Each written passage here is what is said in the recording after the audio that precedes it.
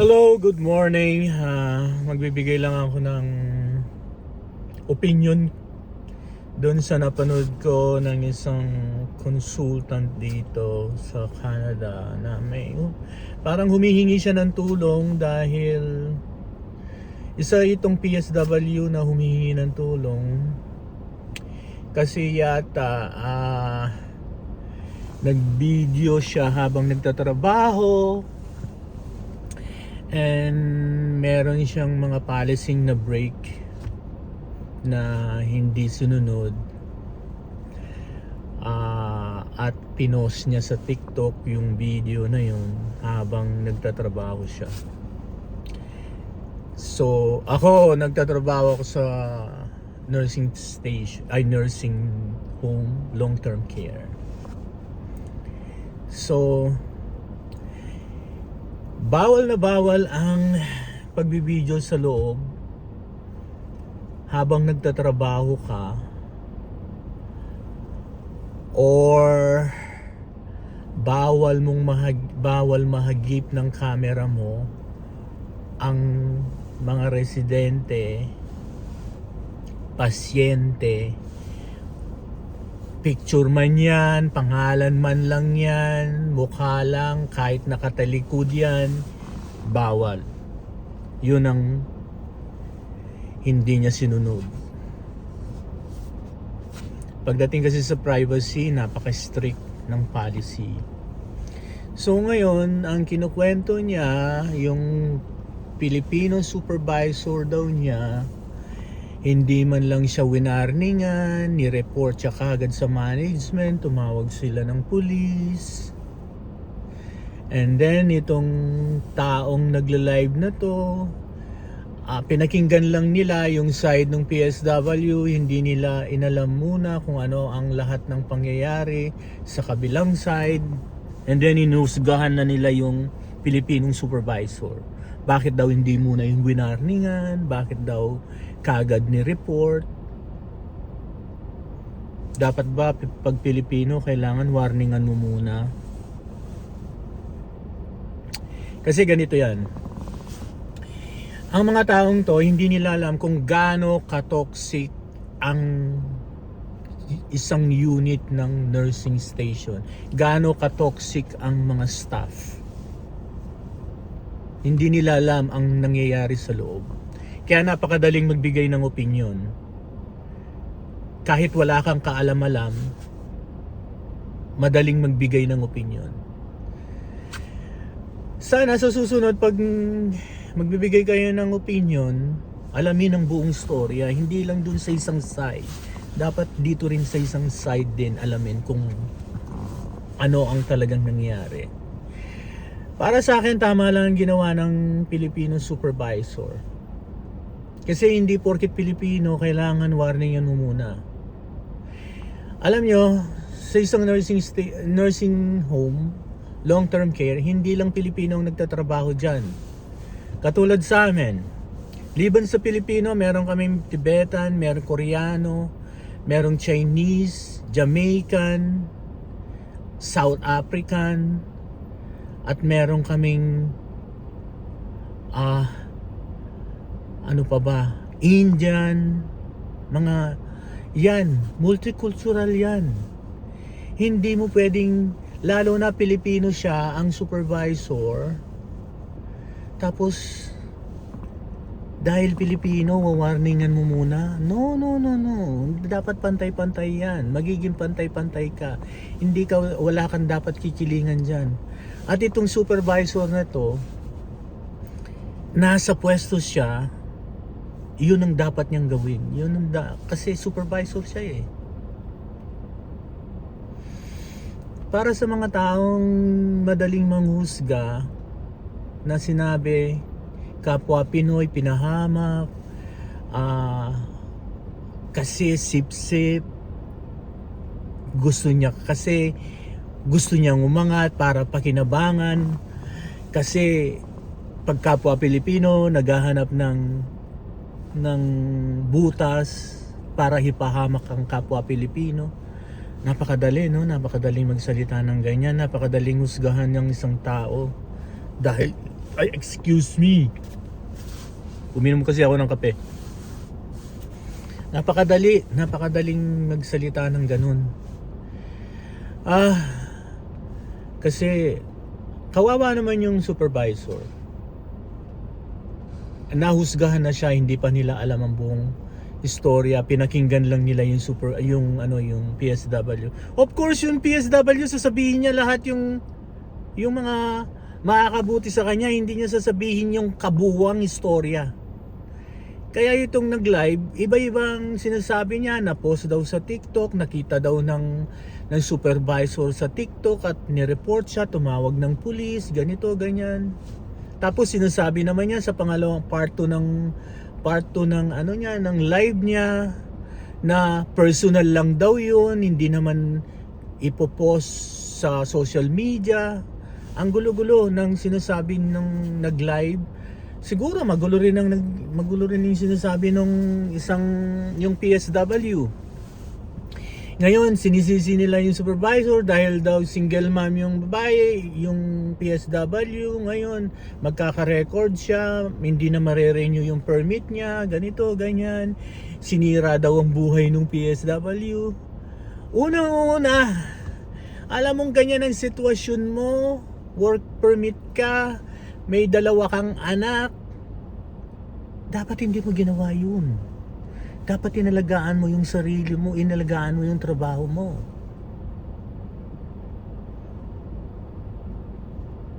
Dapat naging responsible ka dun sa trabaho mo.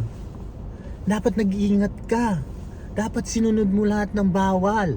Ay, sinunod mo yung oo. Ano bang ibig sabihin?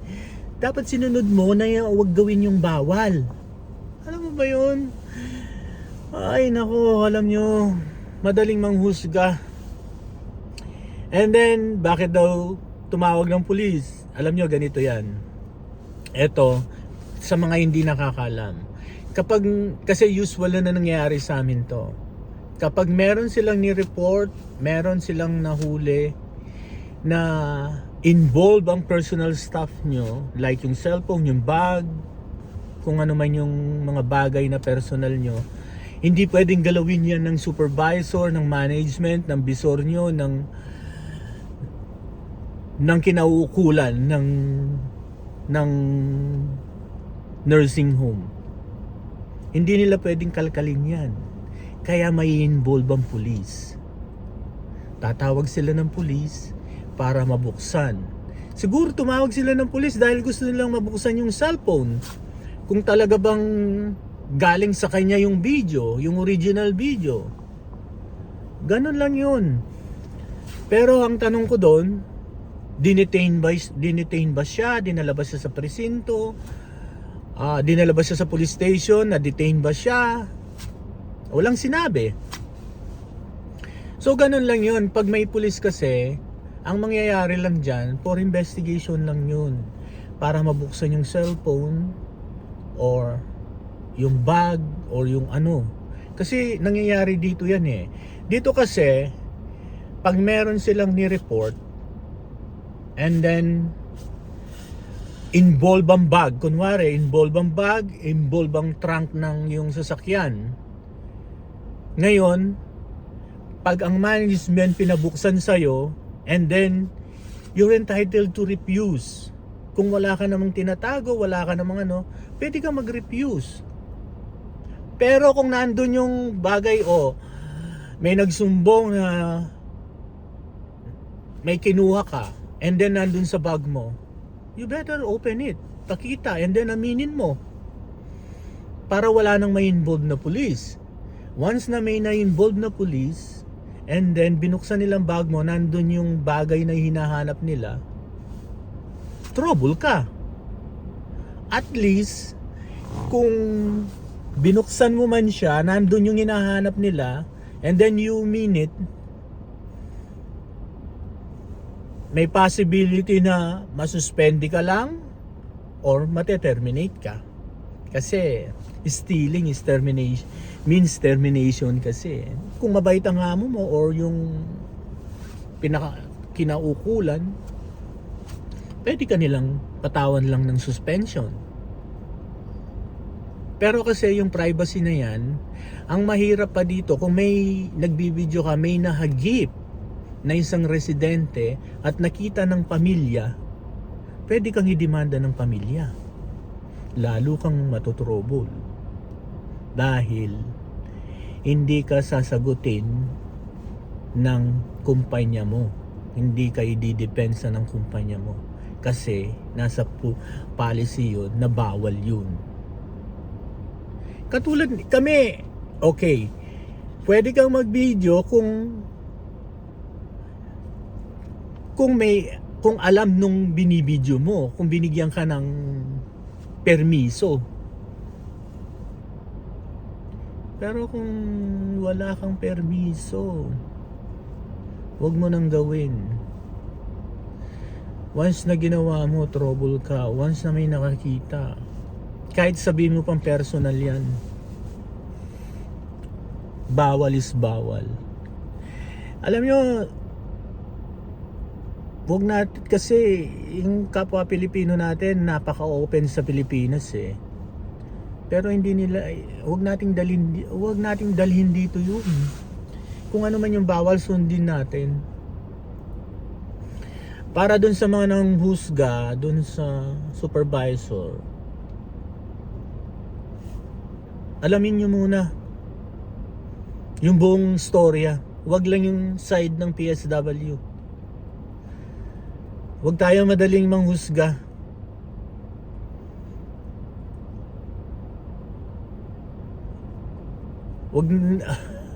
Wag natin ipako sa krus yung supervisor na hindi pa natin nakukuha yung side niya. Pagdating sa nursing station, nursing station lagi ang sinasabi ko dahil ang bisor lagi kasing nasa nursing station eh. Pagdating sa nursing home, dapat pantay-pantay. Walang Pilipino. Walang ibang lahi. Ang bisor, ang nursing charge, siguro yung bisor na yun tinatawag nila is yung nursing charge. Usually ganyan eh. Nursing charge. Yun ang trabaho niya. Isa yun sa trabaho niya. Na pangalagaan yung seguridad ng hawak niya. Na pangalagaan niya yung mga residente. Kasi once na nahuli yun ng iba o na walang ginawa yung supervisor na nangyari yun, pati siya mapapahamak. Meron isang trabahong pinangangalagaan din. Hindi lang yung trabaho ng PSW. Ganun lang yun mga kababayan. Huwag tayong madaling manghusga. Anyway, yun lang ang opinion ko. Para sa akin, tama lang ang ginawa ng supervisor. Hindi lahat ng, hindi porket kapwa Pilipino kailangan warningan muna. Hindi.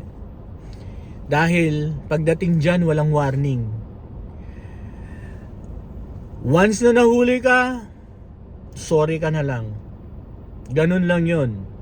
Kasi unang-una, alam mong bawal yan. Huwag mong sabihin hindi mo alam na bawal yan.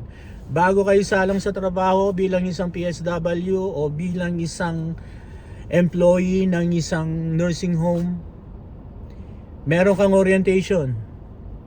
Sasabihin lahat sa iyo kung ano yung policy, yung privacy, yung bill ng privacy ng isang residente at ng privacy mo.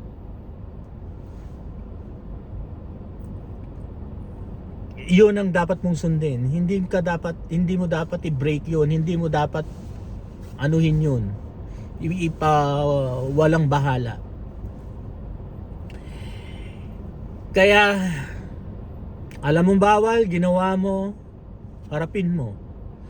Kung ano man ang nangyayari sa iyo ngayon, it's your fault. Kasi alam mong bawal, ginawa mo. Ako, ayoko maging one-sided. Napakinggan ko yung side nung isa, ng PSW. Hindi ko man napakinggan yung side ng bisor. Alam ko kung ano yung side niya. Kasi nagtatrabaho ako sa nursing home. Hindi nyo alam mga kababayan kung gaano ka-toxic ang mga staff ng isang nursing home. Magsalita ka lang ng Tagalog dyan, sisitahin ka. Ganon ka-toxic. Hindi ka pwedeng magtagalog. Bantay sarado ka ng mga mata ng ibang lahi. Kaya yung pakayang gumawa ng ganon at hindi inaksyonan ng bisor, ang bisor ang mapapahamak doon. Once na may nakakita doon sa video na yun, ni-report sa management na walang ginawa ang bisor.